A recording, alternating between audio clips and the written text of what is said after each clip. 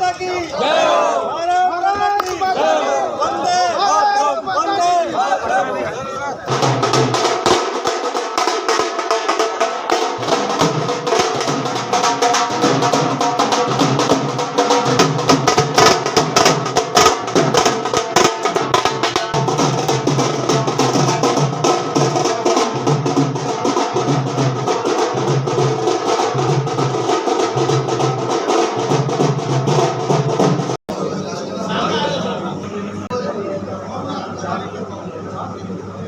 हर नगर पार्षद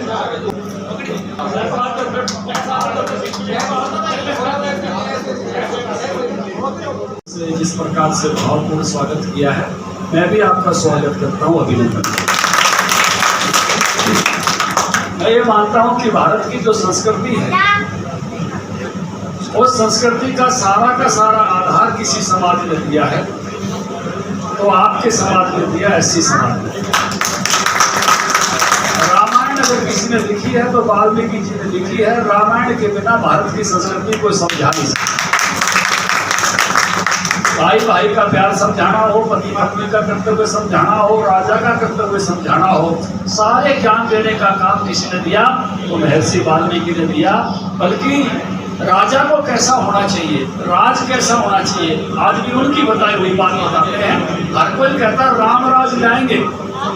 राम राज का मतलब क्या है? जिसमें ना दैहिक तापा हो, ना भौतिक तापा हो, ना मानस तापा हो, यानी ना कोई मन से दुखी हो, ना कोई शरीर से दुखी हो, ना कोई चीजों के अभाव में दुखी हो, ऐसा राज हो, वो राम राज होता है। ये वाल्मीकि जी ने बताया। जहाँ किसी भी प्रकार का दुख नहीं हो, तीनों तरह का दुख नहीं हो, शरीर का भी नहीं हो, मन का भी नहीं हो, और चीजों की कमी भी नहीं, अभाव का दुख भी नहीं। बुजुर्गों, नौजवान साथियों, दूसरी धारा कोई है तो कबीर की है, संत मत है। या तो सनातन है या तो संत मत है, और क्या है? कोई तो मत नहीं। कबीर ने कहा लाल लाल सब कोई कह, सब के पल्ले लाल, और गांठ को देखा नहीं इसलिए भया करता।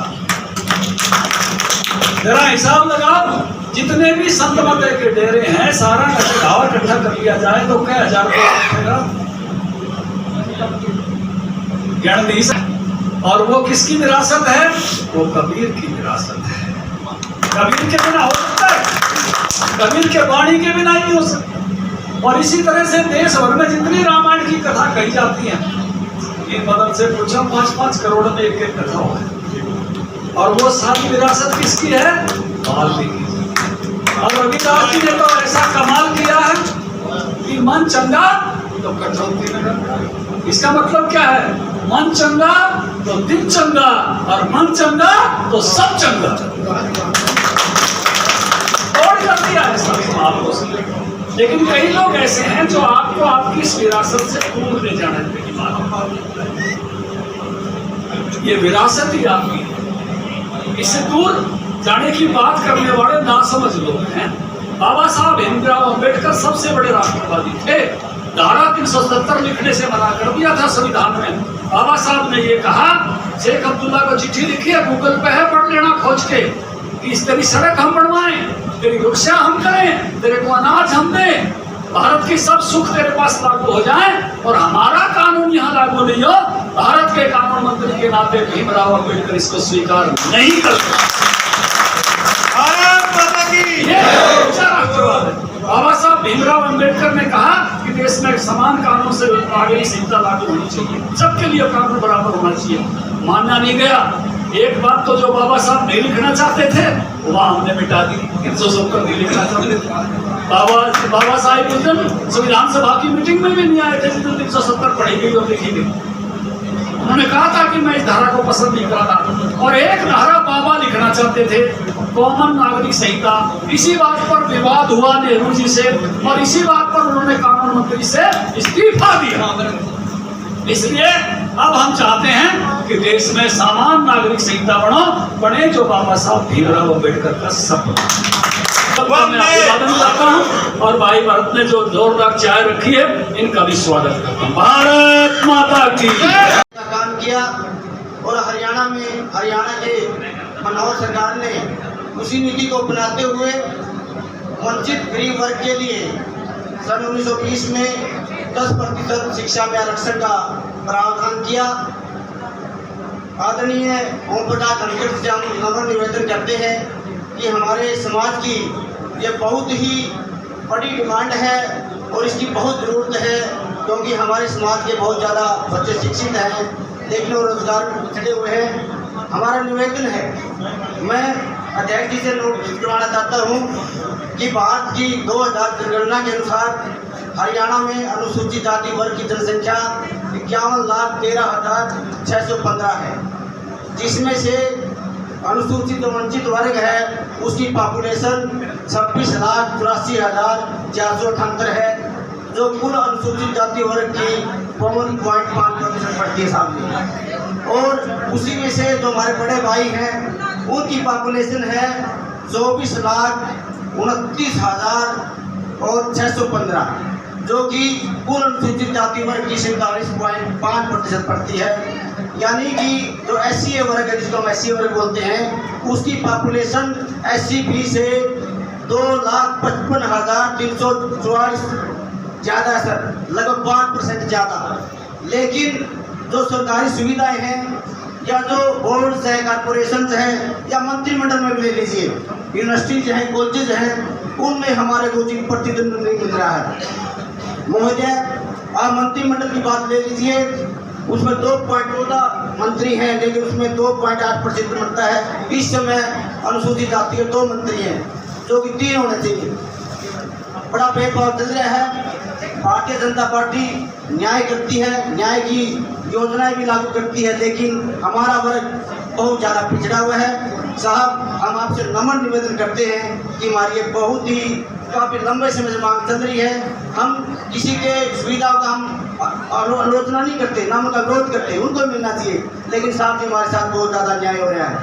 कृपया इसको लागू करवाइए। आज आपने पहला पूरी निष्ठा और विश्वास से हमने मंत्रित अनुसूचित वर्ग ने 90% लोगों ने भारतीय जनता पार्टी का इलेक्शन में साथ दिया। और अगर आप इस इलेक्शन को लागू कर देते हो तो 100 का 100% जो है अनुसूचित जाति है ये आपका साथ देगी। और आने वाली पीढ़ियाँ, यही नहीं आने वाली पीढ़ियाँ भी आपका गुणगान करेगी और घर घर आपकी पार्टी का प्रचार होगा। और दूसरा, हमारी एक और मांगे सर, 2024 एक और मांगे सर, हमारी धर्मशाला के लिए जगह नहीं है सर। ये देश से भी हमारी प्रार्थना है। इतना बड़ा समाज है, यानी लगभग अकेला वाल्मीकि समाज 5.5% है हरियाणा के अंदर, और 3-2% वाले 4-5 धर्मशाला टीम के लिए बैठे हैं। कितना न्याय हो रहा है सर? आप न्याय करो, हम आपसे बड़ी उम्मीद करते हैं, क्योंकि सरकार में आप भी मुख्यमंत्री कम नहीं हो, आप जो कहेंगे सरकार मानेगी, इसीलिए इसको भी हम याद करें। दूसरा एक और है कि माननीय प्रधानमंत्री ने एक बहुत बड़ा, देश नहीं पूरे अंतर्राष्ट्रीय स्तर पर उनके फैसलों की सराहना की जाती है। अभी रूस और यूक्रेन का युद्ध चल रहा है, वहाँ पर एक ऐसा निर्णय लिया है जिसकी सराहना देश ही नहीं पूरे वर्ल्ड के अंदर की जाती है। इसलिए आप जितने अच्छे कार्य कर रहे हो, तो ये न्याय है सर, न्याय का युद्ध है, वो गरीब लोगों को आप साथ लो। धन्यवाद सर। तो जैसे कि आपने प्रोग्राम देखा, आज ओम प्रकाश धनखड़ जी जो प्रदेश अध्यक्ष है भाजपा पार्टी से, आज जींद के अंदर आए थे और जो प्रायोजित प्रोग्राम था भारत भूषण टांगरी जी ने किया था जींद के अंदर रामरा गेट पे। तो उनसे हम बात करेंगे किस तरह की डिमांडें उनकी थी आज और किस डिमांडों को लेके आज जो है उनको यहाँ पर बुलाया था। भारत भूषण टांगरी जी, सबसे पहले तो स्वागत। बहुत बहुत धन्यवाद। तो आज प्रदेश अध्यक्ष जी आए थे, किस तरह की डिमांडें आपने समाज के लिए रखी है, क्या क्या डिमांडें थी? देखिए, सबसे पहले तो मैं माननीय प्रदेश अध्यक्ष चौधरी ओम प्रकाश धनखड़ जी का आज जो समाज के बीच में आए उनका बहुत दिल की गहराइयों से आभार प्रकट करता हूं और पूरे समाज को आज के इस कार्यक्रम की सफल आयोजन की भी बधाई देता हूं।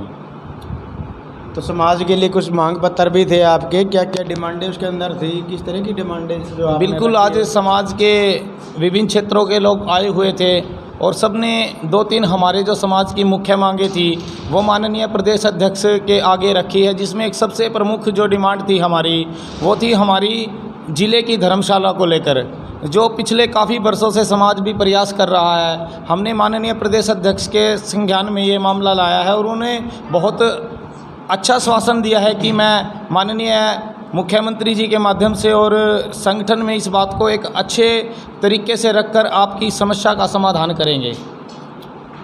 तो ये जो डिमांड थी काफ़ी टाइम पहले भी आपने लिखी थी और दी थी, काफ़ी बड़ा प्रोग्राम जींद के अंदर हुआ था, उस टाइम भी आए थे, तो अभी तक उस पर लगभग नहीं लग रहा, तो अभी जो मान लीजिए तो क्या आश्वासन उन्होंने दिया आज? माननीय प्रदेश अध्यक्ष का जो हमारा पिछला कार्यक्रम था वो कोरोना काल की वजह से स्थगित हो गया था। उसके बाद माननीय प्रदेश अध्यक्ष जी से हम 1-2 बार डेलीगेशन के रूप में मिले हैं, केवल वो कोई एक अनौपचारिक ही मुलाकातें हुई है। औपचारिक जो हमारी मुलाकात है वो आज समाज के बीच में आज प्रदेश अध्यक्ष जी आए हैं और उन्होंने समाज को भी बड़ा आश्वासन दिया है कि जो आज का ये कार्यक्रम है, मैं पहले तो उनको बधाई भी देता हूँ माननीय प्रदेश अध्यक्ष जी के माध्यम से, उन्होंने भी बधाई दी है समाज को, क्योंकि आज का एक सफल आयोजन था। और अध्यक्ष जी ने ये भी कहा है कि जो समाज की मुख्य डिमांड है, चाहे वो धर्मशाला की डिमांड है, हमारी लाइब्रेरी की डिमांड है, हमारी भिवानी रोड वाली धर्मशाला की डिमांड है, हमने लिखित रूप में भी उनको दिया है। और उन्होंने आश्वस्त किया है कि मैं माननीय मुख्यमंत्री जी और हरियाणा सरकार के उच्च अधिकारी से बातचीत करके कि किस प्रकार की कठिनाइयाँ आ रही है उस धर्मशाला को लेकर या समाज की अनेक प्रकार की समस्याओं को लेकर उनका समाधान बहुत जल्द उन्होंने करने का हमारे से आग्रह किया है। बहुत बहुत धन्यवाद। भारत भूषण टांग जी से हमने बात की है और जो काफ़ी डिमांडें इन्होंने जो अभी बताई है वाल्मीकि समाज के लिए आज रखी गई थी, तो उन पे जो है आश्वासन भी इनको मिला है भाई आपकी जो डिमांडें हैं वो जल्दी ही पूरी हो जाएगी। तो बने रहिए जसवंत कनेला के साथ PG24 न्यूज़ पर। जय हिंद।